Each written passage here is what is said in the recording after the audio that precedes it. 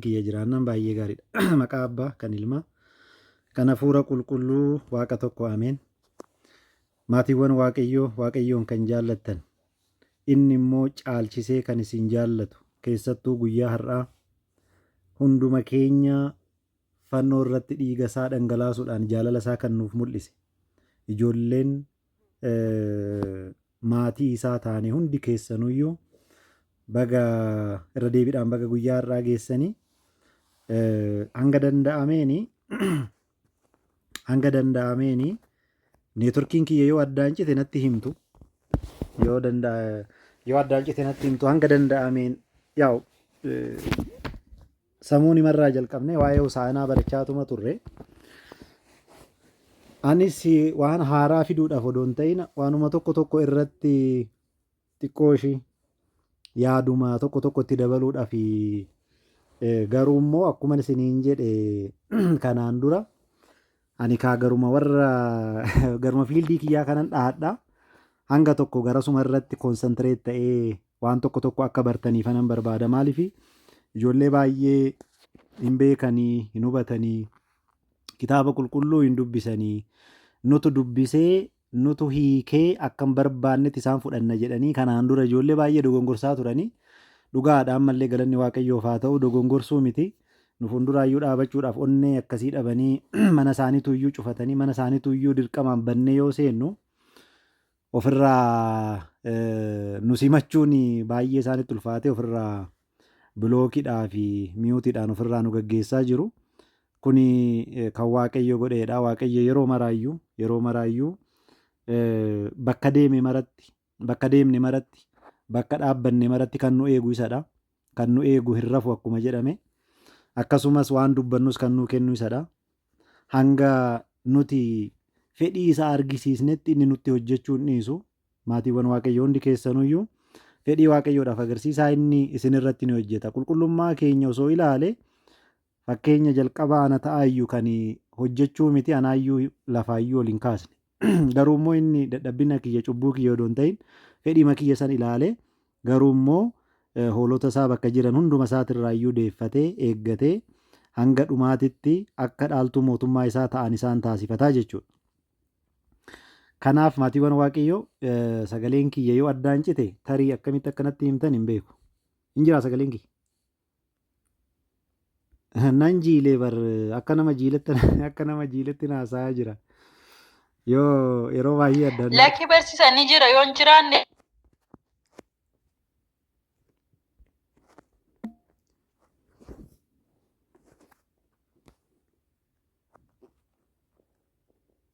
Tole ishee itti fufuu. Waaqayyo sinaa gargaaru. Ameen ishee. Torbee 8ffaa sooma guddichaa hosaanaa jedhee qulqulluun Yaareed akka moggaasee baay'een keenya baranneerraa hubanneerraa. Maaliif torbeen kun hosaanaa jedhamee akka mogga'e seenaa isaa haguma tokko kaasee tananii kaayyoo yookaan immoo barnoota har'aa kana keessatti yookaan immoo torbee sooma guddichaa 8ffaa kana keessatti yaadni waaqayyo yookaan immoo waaqayyo waan nu barsiifachuu barbaade garasittan darbaa jechuudha. Taatee guyyaa har'aa kana akkuma beeytanii taatee guyyaa har'aa kana wangeelonni afranuyyuu nuuf gabaasaniiru. Maatiyoos gabaaseera, Maarqos gabaaseera, Luqaasis gabaaseera, Yohaannisis gabaaseera. Ani har'aaf yookaan immoo mata duree kiyya kanaaf akkanaaf ta'u wangeela Maatiyoos boqonnaa 21 irra kan jiru hanga lakkoofsa 11tti kan jiru itti fayyadamuu barbaadeen asirratti qabadhee jira waan ta'eef isa akkuma argitan wangeela Maatiyoos boqonnaa 21 lakkoofsa 1 irraa jalqabee akkuma isaanii Yerusaalemitti dhiyaatanii Beetafaagee ishee gaara ejersaa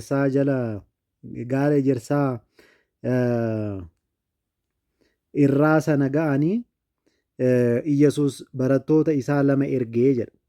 Barattoota isaa lama ergee akkanas jedheeni gara ganda fuula dura keessanii gara fuula dura keessanii sana dhaqaa. Yoosuma harreen hidhamte tokko ilmoo ishee wajjin ni argattu. Lachan isaanii hiikaatii naaf fidaa. Yoo namni tokko iyyuu waan tokko isiniin jedhe gooftatu isaan barbaada jedhaa. Yoosumas isin erguu jedhee itti hime. Kunis maaliif barbaachise kan jedhu itti dhufna. Jecha kana erga soomin ayyaanni Yihuudoonni gara Yerusaalemitti dhiyaatanii yookaan immoo deemanii kabajan ayyaana gurguddaa sadiitu jira. Ayyaana gurguddaa sadeen kana keessaa ayyaanni Faasikaa isa tokkodha. Ayyaana gurguddaa sadeen kana keessaa ayyaanni Faasikaa isa tokkodha. Yihuudoonni gara Yerusaalemitti deemanii bakka jiranii naannoo jiran hundumaayyuu gara Yerusaalemitti deemanii ayyaana gurguddoo sadeen kana ni kabaju. Ayyaana gurguddoo sadeen kana keessa akkuma isiniin jedhe ayyaanni Faasikaa yookaan immoo Naa'it yookaan immoo Peessaallee ni jedhama. Guyyaan kun guyyaa gita bittaa yookaan immoo cunqursaa Gibxii jalaa Waaqayyo isaan baasee bilisummaa itti argatan waan ta'eef waggaa waggaadhaan guyyaa kana ni kabaju. Waggaa waggaadhaan guyyaa kana ni kabaju. Guyyaa kana waggaa waggaadhaan gaafa kabajanii hanga guyyaa 49 kabaju. Guyyaa 49 kabajaniiti guyyaa 50ffaa irratti ayyaana asheetaa yookaan immoo ba'aala sawwiit kan jedhamu ni qabu. Isa san kabajaniit gargar bahu jechuudha. Isa san kabajaniit gargar bahu. Gooftaa fi fayyisaan keenyallee yommuu fooniin lafa kanarra turetti keessattuu erga cuuphamee hojii lallabaa isaa jalqabee booda peessaawwan yookaan immoo ayyaana Faasikaa 3 kabajuudhaaf gara Yerusaalem deemaa ture. Ayyaana kana kabajuudhaaf guyyaa deemaa jirutti yeroo kanatti harreenii fi ilmoon ishii hidhamtee jirti naa fidaa. Yoo namni tokkollee isin gaafate gooftaa ishiitiif ni barbaachisti jedhaanii jedhee duuka butoota isaa keessaa lamaan ergee isaan akka fidaniif taasisee jira. Qulqulluun Maatiyoos akka nuuf barreessetti. Tole ergasii yommuu kana hundi isaaniitu jedha. Hundi isaaniitu erga inni harree kanarra taa'ee deemuu jalqabee booda waan uffatan hundumaayyuu ofirraa baasanii jala afaatii Hosaa'inaa ilma Daawitiif Hosaa'inaa gubbaarratti ati dhuguma fayyisaadha. Fayyisaa ta'uun siif mala jedhanii kan jecha raajicha Zakkaariyaasiin dubbatame yoo hojiirra oolchan ni argina. Kana qofaa miti dhugumatti ati masiicha eeggamaa turteedha jedhanii yoo ragaa bahan ni argina. Kunis akkuma raajichaan barreeffamee jirutti raajicha Zakkaariyaas boqonnaa 9 lakkoofsa 9 irratti barreeffamee akkuma jiru asuma irratti akkuma argitanii yaa intala Tsiyoon ati guddisii gammadii yaa intala Yerusaalem ililchii kunoo mootiin kee qajeelaan fayyina qabatee gadi of qabee harree yaaphatee ilmoo harree jechuunis harree xiqqicha qabatee yaaphatee gara keetti dhufaa jira jedhamee raajicha Zakkaariyaasiin dursee kan dubbatame guyyaa itti hojiirra oolchedha. Egaa kaa Hosaa'inaa kan jedhu guyyaan kun maaliif kenname? Hosaa'inaa jechuunoo maal jechuudha? Hiika isaa sirriitti ilaaluun baay'ee barbaachisaa jechuudha. Jechi Hosaa'inaa jedhu kuni akkuma asirratti argitanii jechi Hosaa'inaa jedhu kuni jalqaba hundeen isaa Aramaayikiidha. Hundeen isaa jecha Aramaayikii lama irraa kan dhufedha. Aramaayikii fi Hibruunii wal keessa jiran waan ta'eef baay'inaan wantoota kana Aramaayikii keessatti itti fayyadamaa jiran kallattiimaan gara Hibruutti illee fidanii yoo itti fayyadaman ni argina. Kan Aramaayikiitii fi kan Hibruu lachuuyyuu ilaaluun baay'ee barbaachisaadha waan ta'eef haa ilaallu. Aramaayikiidhaan jechi Hosaa'inaa jedhu kun afaan Aramaayikiitiin maal jedhama? Hoshaanaa yookaan immoo Hoshaanaa jedhameet beekama. Gara afaan Hibrootatti gaafa finnu Hoshiyaanaa walitti dhiyoodha. Baay'ee garaagarummaa hin qaban. Kun Hoshaanaadha. Kun immoo Hoshiyaanaa jedhameetoo hiikamee jira. Maal jechuudha? Afaan Amaarikiitiin Hoshaa jechuun fayyisii, fayyisaa, nu fayyisii, maaloo nu fayyisii jechuudha. Naa jechi jirtuun kan agarsiistu amma yookaan maaloo jecha jedhu fiddi. Amma yookaan maaloo nu fayyisi yookaan immoo amma nu fayyisii jecha jedhu kan of keessaa qabudha. Kanaaf leeksikanii isaa yommuu ilaallu afaan Hibruutiin yaashaa jedhaani, afaan Hibruutiin yaashaa jedhaani. Yaashaa fi akkuma isiniin jedhe naa kan jedhu irraa walitti dhufe waan ta'eef yaashaa jechi jedhu kun kallattimaan gaafa afaan Oromootti hiiknu haloo bahuu, ittisuu, oolchuu, gargaaruu, kunuunsuu, baraaruu, nagaa ta'uu, fayyina qabaachuu yookaan immoo fayyina fiduu, fayyisuu yookaan immoo fayyisaa yookaan immoo injifannoo argachuu jedhamee karaa kanaan hiikama. Jechi amma isiniin jedhe yaashaa jechi jedhu kun jechuudha. Jecha afaan Hibruu yaashaa jedhu kun jechuudha. Kallattimaan kitaaba qulqulluu keessatti karaa garaagaraatiin hiikameera. Fayyina jedhamee hiikameera. Na fayyisi jedhamee hiikameedha. Fayyisuu jedhamee hiikameera. Ni fayyisa jedhamee hiikameera. Akkuma isiniin jedhe fayyisuuf jedhamee hiikameera. Gargaaruu jedhamee hiikameera. Karaa garaagaraatiin hiikamee kitaaba qulqulluu maaloo nu fayyisi jedhamee hiikameera. Oo seevmi maaloo na fayyisi jedhamee karaa garaagaraatiin.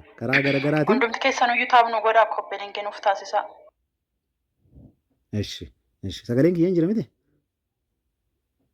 Itti fufaa barsiisas hin jirtu akka harkaa hin dhaabbannen jechaaniira. Eshi. So karaa garaagaraatiin hiikameera. Kaa'amma maaliif ree Hosaanaa jedhameetoo kan hiikame fayyina jechi jedhu kun maalidha kan jedhu kallattimaan sirriitti kitaaba qulqulluudhaan wal qabsiisnee maal jechuu akka ta'e ni ilaalla. Garuu akkuma reefsiniin jedhe kana qofa odoo hin ta'in qulqulluun Daawitis faaruu isaa keessatti faaruu 118 lakkoofsa 25 irratti maal jedheetoo dubbatee ture. Faaruu 118 lakkoofsa 25 irratti waan akkana jedhu dubbatee ture. አቤቱ እባክህ አሁን አድን፣ አቤቱ እባክህ አሁን አቅና፣ ያ ዋቀዮ ሲከደና አመኑ ፈይሲ አመኑ ቀጄልቺ ጀዴ yommuu dubbatu ni argina. Ammanu fayyisi ammallee ammanu qajeelchi jedhee raawwate yoo dubbatu ni argina. Kuni kallattimaan guyyaa kanaaf kan himameedha jechuudha. Kallattimaan guyyaa kanaafi kan himameedha jechuudha. Guyyaa kanaaf kan himameedha jechuudha. Kanaafi gooftaa fi fayyisaan keenya Yesuus Kiristoos guyyaa Faasikaan Ayihud kabajamoo Yihudootaa kabajamuudhaaf jiru kana gara Yerusaalemitti seenuun kan isa barbaachiseef. Gara Yerusaalemitti yommuu seenu maaliif harreedhaan seenuun isa barbaachisee fakkeenyummaa maalii qaba kan jedhu ilaaluu keenyaan dura akkuma isiniin jedhe kaayyoon barnoota kanaa har'a kanan ani dabarsuu barbaade yookaan kan Waaqayyo nutti himu gooftaa fi fayyisaan keenya Yesuus Kiristoos tokkoffaa fayyisaa yookaan qoricha eegamaa ture. Fayyisaa yookaan qoricha eegamaa ture ta'uu isaa hubachiisudha. Kaayyoon tokkoffaan isa kana. Kaayyoon lammaffaa waaqni galanni kan amalamummaa isaa akka ta'e yookaan immoo waaqa galanni kan amalamummaa isaa ta'e ta'uu isaa hubachiisudha. Yeroo baay'ee maaliif akka kana isinii kaasu boodatti deebi'a. Yeroo baay'ee namoonni tokko fooniin dhalachuu isaa arganii raawwatanii lakki maaloo inni nama isinoo nama waaqessitu waan garagaraa yoo dubbatan ni argina. Kun immoo nu biratti maal jechuu akka ta'e sirriitti hubachiisuu barbaachisaa waan ta'eef. Karaa biraatiin raajiiwwan waaqa ta'uu isaatiif dubbataman raawwachuu isaa beeksisuudha. Raajiiwwan kakuu moofaa keessatti waaqa ta'uu isaatiif dubbataman amma immoo inni dhufee hunda isaaniituyyuu raawwachuu isaa argisiisudha. Isaan keessaa kan guyyaa har'aatiin wal qabatanidha kan ilaallu jechuudha. Kan guyyaa har'aatiin wal qabatan ni ilaalla. Tole, egaa akkuma beeytanii gooftaa fi fayyisaan keenya Yesuus Kiristoos kan filate maalidha? Harreedha. Hubadhaa. Kan filate maalidha? Harreedha. Harree filachuu maaliif barbaade? Maaliif fardi hoo hin jiru? Yookaan immoo wanti biraa hin jiru? Maaliif harree barbaade? Kan jedhu fakkeenya sababa gurguddaa lamatu jira. Sababa gurguddaa lamaan sanni ilaallaa jechuudha. Sababa gurguddaa lamaan sanni ilaalla. Sababni tokkoffaan fakkeenya dubbatame dhugoomsuuf. Fakkeenya dubbatame dhugoomsuuf. Maal jedhamee dubbatame? Wangeela Maatiyoos boqonnaa 4. Wangeela Maatiyoos boqonnaa 4.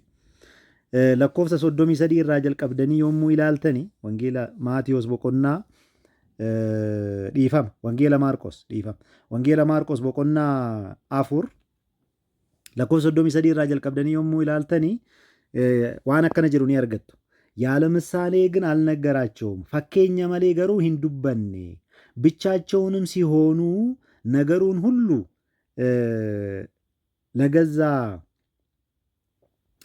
ለገዛ ደቀ መዛሙርቱ ይፈታላቸው ነበር። ፈኬኛ ሰን yommuu adda ta'anitti isa gaafatu yeroo saninnis hiikaafi ture. Kanaaf fakkeenya malee hin dubbanne kan jedhu san dhugoomsuudhaaf fakkeenyi dubbatamee jira. Fakkeenya dubbatame san kallattimaan fakkeenyaan akkamitti akka ibsaa ture argisiisuudhaaf. Lammaffaa raajiin isaaf dubbatameen jira. Raajii isaaf dubbatame san raawwachuudhaaf akkuma reef dubbanne Zakkaariyaas boqonnaa 9 lakkoofsa 9 irratti kan jiru sanaa jechuudha. Tole, jalqabamee fakkeenyummaarraa haa kaanu. Maal jechuudha? Harreedhaanii seenuun isaa maal agarsiisa? Tokkoffaa, namni akkuma beektanii harreedhaanii lola hin deemu. Harreedhaan lola hin deemu. Harreedhaan lola deemuu qofaa miti, hin lolus, hin yaadus. Gooftaa fayyisaan keenya Yesuus Kiristoos maal jechaa jiralee? Anis isin irratti murteessuudhaaf hin dhufne, lolaan moo'uudhaaf hin dhufne, garuu maaliifan dhufe? Cubbamoota fayyisuudhaafan dhufe jedhee fakkeenyummaa kana argisiisuudhaaf jecha maal jedhee? Harree yaabbatee gara isaanii dhufe jechuudha. Kunis Wangeela Yohaannis boqonnaa 3 lakkoofsa 17 irratti Waaqni karaa isaaniitiin addunyaa fayyisuudhaaf, karaa isaatiin addunyaa fayyisuudhaaf malee addunyaatti murteessuuf ilma isaa gara addunyaatti hin ergineeti kan jedhu sana kallattimaan kan nu mirkaneessudha jechuudha. Maal gochuudhaaf? Addunyaa fayyisuudhaaf malee akka addunyaatti murteessuuf gara Waaqayyo Abbaan ilma isaa tokkicha gara addunyaatti hin ergine. Kan isatti amanu maal akka ta'uuf? Akka fayyuuf. Kanaafi Gooftaa fayyisaan keenya Yesuus Kiristoosis ani lolaaf hin dhufne yookaan isin irratti murteessuudhaaf hin dhufne. Maaliifan dhuferee? Namni anatti amanu hunduyyuu cubbamtoonni kan ta'an hundi isaaniituyyuu akkanatti amananii fayyaniif kan jedhu dabarsuudhaaf. Lammaffaa, aadaa biyya sanaa keessatti maaltu baratamee jira? Yoo lola ta'e namoonni bulchitoonni yookaan raajonni yookaan immoo namoonni gurguddoonni naannoo sana jiranii farda yaabbatanii gurraacha uffatanii eeboo qabatanii mul'atu. Kuni maal argisiisa? Barri nagaa miti, lolatu jira, bara hamaadha, yaada jedhu of keessaa qaba, ergaa jedhu dabarsa. Garuu immoo faallaa isaatiin harree yaabbatanii adii uffatanii mana saanasii yookaan immoo ciraa maal jedhama afaan Oromootiin dhiifama naa godha, ciraa adii qabatanii yommuu mul'atanii barri kun bara nageenyaati, barri kun bara araaraati, ergaa jedhu dabarsa. Gooftaa fayyisaan keenya Yesuus Kiristoosis aadaa biyyaa, aadaa namaa hin balleessu waan ta'eef aadaa isaaniitiin isaan barsiisuu gaafa barbaadu maal godhee? Akkasuma ammaan booda barri kun bara araaraati. Manni kun bara araaraati. Ammaan booda dukkanni sun darbeera. Ammaan booda araara. Ammaan booda nageenya ergaa jedhu dabarsuudhaaf harree yaabbatee gara Yerusaalem seene jechuudha. Gara Yerusaalem seene. Kunis Wangeela Yohaannis boqonnaa 14 lakkoofsa 27 irratti akkuma argitanii ani nagaa isin biratti nan hambisa, nagaa koos isiniif nan kenna gaafa jedhu nageenyaaf akka dhufe abbaa nageenyaa akka ta'e kallattimaan kan agarsiisu yoo ta'u, rakkinni darbe sun barri kakuu moofaa, barri dukkanaa sun darbuu isaa immoo fannoo irratti yommuu nutti himu wangeeluma kana Wangeela Yohaannis boqonnaa 19 lakkoofsa 30 irratti xumurameera jecha jedhu nu dhageessise fannoo irratti. Dukkanni sun darbeera. Hiraarfamuun sun darbeera. Ammaan booda nageenya koo ni argattu gaafa jedhu xumurameera jedhee nageenyaaf akka dhufe kallattimaan kan ittiin karaa ittiin nutti argisiisadha jechuudha. Fakkeenyummaan inni biraa kasoomina. Fakkeenyummaan inni biraa maalidha? Kasoomina. Akkuma gubbaatti dubbisne maal waan jedhutu jira? Kasoominaan gadi of qabee jedha. Raajichi gaafa Zakkaariyaas gaafa dubbatu kasoominaan gadi of qabee harreerra taa'ee jedha. Argitanii? Kasoominaan gadi of qabee, kasoominni inni itti gadi of qabeetu nu argisiise suni laalaa kunoo. Maal jedha? Kasoominaan gadi of qabee harree yaabbate. Harreen tuffatamtuudha hin beektan. Harreen tuffatamtuudha. Waaqayyollee tuffatamtoota ol qabuu barbaada waan ta'eef, nu isa tuffatamneef, nu isa gatamneef dhufe waan ta'eef, argitanii? Kasoomina san argisiisuudhaaf gadi of qabummaa san argisiisuudhaaf nus akkatti gadi of qabnee akka jiraannuuf jecha mootii ta'ee odoo jiru akkuma beektan inni mootii moototaati, gooftaa gooftotaati, waaqa waaqota hundaati. Argitanii? Garuu immoo kana ta'ee osoo jiru maal godhee gadi of qabee harree yaabbatee dhufe kasoomina nutti argisiise jechuudha. Kanaaf qulqulluu Yohaannisis yommuu dubbatu wangeela boqonnaa 13 lakkoofsa 5 hanga 14 irratti yoo dubbistanii argattu ani iddoo keessa kan jiru isin dubbisa. Innis erga miila isaanii dhiqee booda uffata iddoo isaatitti deebi'e. Sana booda maal jedhaani? Waan ani isiniif godhe kana ni argitu isini anaani barsiisaa fi gooftaa naan jettu. Dhuguma ani barsiisaa fi gooftaa keessanii. Ani barsiisaa fi gooftaa keessan ta'ee ergan akkana isiniif godhe isin immoo walii keessaniif akkana godhaa jedhee kallattimaan kasoomina hanga luka barattoota isaa dhiquutitti yeroo itti argisiisedha yeroon kun jechuudha. Kanaaf immoo qulqulluun Phaawulos maal jedhee Filiphisiyoos boqonnaa 2 lakkoofsa 6 hanga 8 yommuu dubbistanii bifa garbaa uffachuu isaa, duwwaa of godhuu isaa, gadi of qabuu isaa, fakkaattii namaatiin mul'achuu isaa hunduma isaatiiyyuu kasoomina isaa kana karaa kanaan yoo ibsu ni argitu jechuudha. Fakkeenya 3 ilaalleela. Fakkeenyi 4ffaan akkuma reef dubbachuudhaaf yaale harreen tuffatamtuudha. Gooftaan illee ani warra tuffatamee fanan dhufe, warra tuffatame oolchuuf isaan fayyisuu fanan dhufe, isaanirra buleen akka waaqummaa kootitti hojjedha yommuu jedhu. Kanas immoo wangeela Maatiyos boqonnaa 8 lakkoofsa 10 irratti yommuu dubbisnu waan akkana jedhu ni argan.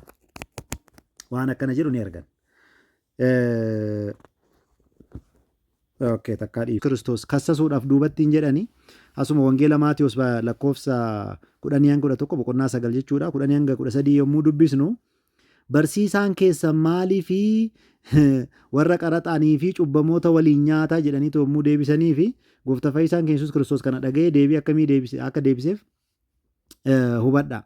Ani cubbamoota waamuudhaaf malee warroota qajeeltota waamuudhaaf hin dhufne jedheen. Ani cubbamootaafan dhufe. Warroota gadi qabaman, warroota tuffataman biyya san keessatti warri qaraxa qaraxuu fi cubbamoonni ni tuffatamu farisoota biratti. Maaliif farisoonni yeroo baay'ee nutu seera eegsisaa, nutu seera baasa jedhanii waan herreeganiif yeroo baay'ee akka olaantummaa qabaniitti kan of herreegan ofan immoo akkasitti kan of ilaalan farisoonni jechuudha. Yeroo kana warroota qaraxa qaraxan kana mootummaa yeroo san biyya bulchaa jiru mootummaa Roomaatiif qaraxu waan ta'eef baay'ee isaan hin fedhan.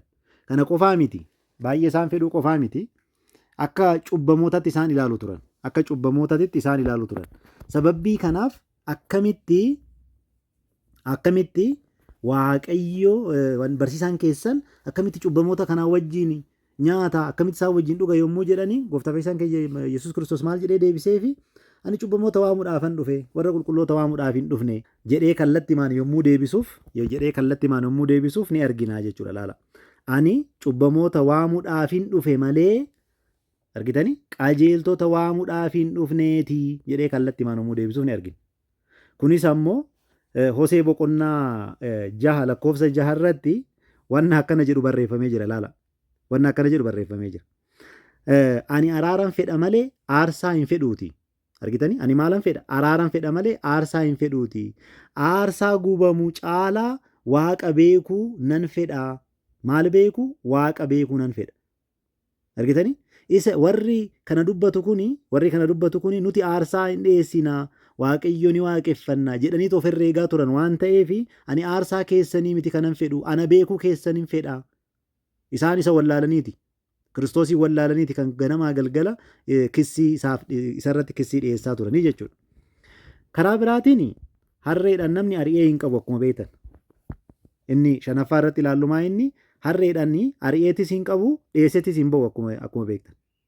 Gooftaa fi fayyisaan keenya Yesuus Kiristoositti maal dabarsuu barbaade yoo naan jettanii yoo na barbaaddanii na hin dhabdanii akkuma namni harreedhaan argitanii akkuma namni harreedhaan dhiyeessee hin baane anis nan jira yoo na barbaaddan na argattu akkuma immoo namni harreedhaan ari'ee hin qabne anis isin hin dirqamsiisu. Isin dirqamsiisee akka na waaqeffattan isin hin godhu. Yoo isin jaallattanii na waaqeffattan jaallattaniit na waaqeffattu malee dirqamaanii akka na waaqeffattan isin hin taasisu yommuu jedhuun. Ani waaqa dhiyooti malee waaqa fagootii miti yommuu jedhuun. Ermiyaas boqonnaa 23 lakkoofsa 23 irratti ani waaqa dhiyooti malee waaqa fagootii miti jedha. Amlaak qiruub aana jedhaan. Argitanii? Yibee Egzaabiheer. Waaqayyo akkana jedha. Ani waaqa dhiyoodha. Wa'iikoonku amlaaka ruhuqa jedhaan. Ruhuqa yookaan immoo ani waaqa fagoo miti maalidha? Waaqa dhiyoodha yommuu jedhu ni argina. Fedhiin waaqayyoo maalinni ree? Fedhiin waaqayyoo maalinni ree? Nuti yoo isa barbaanne yoo isa feene akka nuyi isa waaqeffannuuf. Kanaaf maal nuun jedhee? Kananatti amanuu nuun jedhe. Kananatti amanuu jedhe. Yoomillee hin dheebotu. Yohaannis boqonnaa 6:35 irratti. Kananatti amanuu jedhe. Gooftaa fayyisaan keenya Yesuus Kiristoos jireenya bara baraa qabaa. Yohaannis 6:47 irratti. Bishaan jireenyaa garaa isaa keessaa burqa malee yoomillee taanaan hin dheebotu. Yohaannis boqonnaa 7:38 irratti. Anatti qofa amanuu miti kan natti amanuu abbaa koottis amanuu isaati malee Yohaannis boqonnaa 12:44 irratti. Dukkana keessa hin jiraatu ani hanga bara baraanan ifaa fi Yohaannis boqonnaa 6 dhiifama boqonnaa 8 kun boqonnaa 6 doon ta'e boqonnaa 8 asirratti iddoo kanatti ittiin argisiisa. እሺ በእኔ የሚያምን ሁሉ በጨለማ አይኖርም። እኔ ብርሃን ሆኜ ወደ ዓለም መጥቻለሁና አኒ ኩደለማ ፉርተሚ ጃረት akkasuma waanni ani hojjedhe caalaa innis ni hojjeta. Yohaannis boqonnaa 14:12 irratti kan ani hojjedhe caalaa innis ni hojjeta. Kana gaafa jennu inni addunyaa uumeera nus addunyaa ni uumne jechuu miti. Isinii galee asirratti kan dubbachaa jiru waa'ee lakkoofsati. Maaliif duuka buutonni inni Yerusaalemitti isaan barsiise isaan immoo gara addunyaatitti hanga addunyaa guutuutti akka deeman isaan ajajaa ture waan ta'eef.